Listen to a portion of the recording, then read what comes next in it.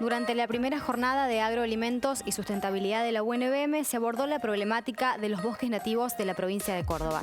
Sobre este tema dialogamos en la siguiente nota con la ingeniera agrónoma Eugenia Sosa, integrante del Movimiento Campesino Cordobés. Yo particularmente participo de lo que es el área de bosques y territorio del Movimiento Campesino de Córdoba.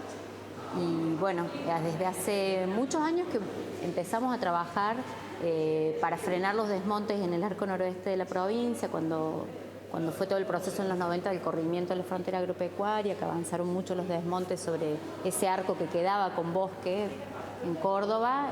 Bueno, eso afectó mucho a las familias campesinas, que la base productiva es sobre el bosque. Hay sectores productivos, sectores empresariales para los cuales la ley es un impedimento, digamos, para sus modelos de desarrollo productivo, sus modelos de desarrollo económico. Entonces, bueno, están permanentemente también, estamos todavía en discusión porque de hecho nunca se volvió a hacer el reordenamiento que se debe hacer cada 5 años. No se volvió a hacer justamente porque la discusión está trabada en ese punto y porque no solo las comunidades campesinas, sino el conjunto de la sociedad cordobesa salió a manifestar que quiere que los bosques se sigan conservando, o sea, que el bosque que queda en la provincia se siga conservando. Entonces, ahí hay una disputa que todavía la estamos dando y que yo creo que la vamos a seguir dando, ¿no es cierto? Porque tiene que ver con distintas miradas del desarrollo y del uso del territorio. Y no son bosques que no se tocan, bosques reservas, sino que son bosques a donde se produce y a donde las familias desarrollan su vida y las comunidades campesinas desarrollan su vida. Se hace producción ganadera de distintos tipos, ganado menor, ganado mayor, se hace apicultura, se produce leña seca, se produce madera, se produce miel, distintos usos medicinales de las especies nativas. Son bosques productivos, ¿no es cierto? Bosques que producen y que a su vez conservan.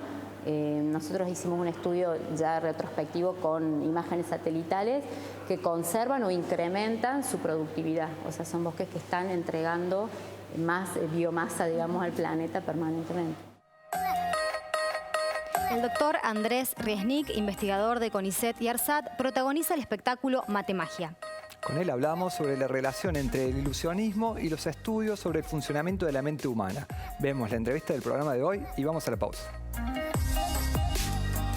Nosotros ahora estamos haciendo, cuando digo nosotros, hablo fundamentalmente de un grupo de unas 25 o 30 personas nucleados alrededor del gato y la caja, que yo lidero y que nos intriga mucho ahora en este momento, y a eso estamos abocados, entender cómo Internet y los celulares inteligentes cambian el entendimiento de la mente y fundamentalmente cambian lo que históricamente fue la psicología experimental.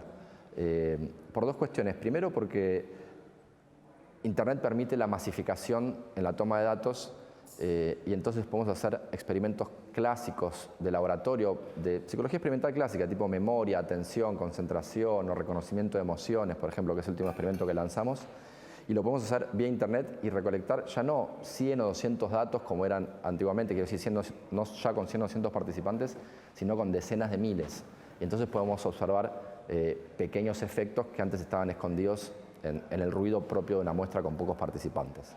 Por otro lado, Internet y los celulares inteligentes sobre todo cambian la psicología experimental por lo siguiente. Es muy importante tomar medidas con tiempo de respuesta con precisión de milisegundos. Eso históricamente fue así. Yo, por ejemplo, un resultado muy interesante de la psicología experimental es que si vos tenés que rotar mentalmente algo en tu imaginación, yo te pregunto, por ejemplo, ¿estas dos figuras son las mismas? Tenés que tratar de encajarlas, no rotarlas, y estas no son las mismas porque estas mano derecha e izquierda nunca van a encajar. Pero bueno, si hay dos iguales, pero una está rotada de la otra, vos tenés que responder que sí, que son las mismas. Y si yo agarro todas las respuestas que das y veo cuánto tardás en dar esas respuestas, en las veces que eran las mismas, veo que tu respuesta demora un tiempo proporcional a cuánto tenés que rotarlo, al ángulo de rotación. Como si vos realmente en tu mente estuvieras haciendo ese proceso de rotar mentalmente la imagen y hacerla encajar en la otra. Y entonces el tomar tiempo de respuesta con suficiente precisión te permite inferir cosas sobre cómo tu cerebro está haciendo diferentes tareas cognitivas. Y poder tomar datos con suficiente precisión para un montón de cosas importantes en psicología, con precisión justamente de milisegundos, es posible solo con celulares inteligentes, que están hechos, fabricados, estandarizados para tomar estímulos visuales y respuestas táctiles con esa precisión. Las computadoras, aunque tenías web, por ejemplo, cada computadora tiene el largo del cable, por ejemplo, es diferente, entonces es más difícil tomar tiempo de respuesta con tanta precisión. Y los celulares inteligentes permiten eso. Por eso como que hay dos grandes cosas en las cuales los celulares e internet están cambiando el entendimiento de un montón de tareas cognitivas, digamos, que son el hecho de que puedes masificar los datos y el hecho de que puedes tomar respuestas con mucha precisión. Y nosotros aprovechamos esas dos cosas. En realidad todo ese proyecto lo hemos bautizado Cognitoma. Cognitoma en el sentido que queremos entender cuál es el mapa de las cogniciones humanas, cómo las diferentes cogniciones se relacionan entre sí. Entonces, al tomar muchos datos de muchas tareas diferentes, puedes ver cómo se relacionan entre ellos aplicando, por ejemplo, inteligencia artificial o simplemente mirando el poder predictivo, la correlación entre los diferentes tests entre sí. Y eso está siendo muy interesante porque vemos algunas cosas que no esperamos para nada. Y que antes no se observaban justamente porque eran muy pocos participantes, pero hoy en día con muchos participantes vemos relaciones que eran muy inesperadas. Por ejemplo, vimos que las personas que tienen buena estimación de porcentaje también hacen buena rotación mental, tienen buena memoria visoespacial, lo que pareciera indicar que cuando una persona tiene que, por ejemplo, yo le digo a una persona, en una clase de 30 alumnos, el día que falta 6, el porcentaje que faltó fue, te doy 3 opciones, 20, 25%, 30%. La respuesta correcta es 20%, es un quinto de la clase. Pero mucha gente no sabe hacer esa cuenta, ¿no? Y entonces vos ves que su estimación, sin embargo, tiene más probabilidad de ser correcta si esa persona también respondió correctamente a una pregunta sobre memoria visoespacial o rotación mental. Y entonces como que lo que estamos infiriendo es que en realidad la estimación de porcentajes o de fracciones pareciera utilizar los mismos circuitos neuronales que se usan para la imaginería visual.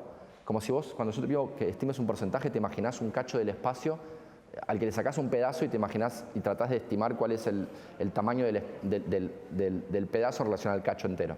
Algo así. Entonces eso lo pudimos observar porque tuvimos 25.000 participantes en el experimento.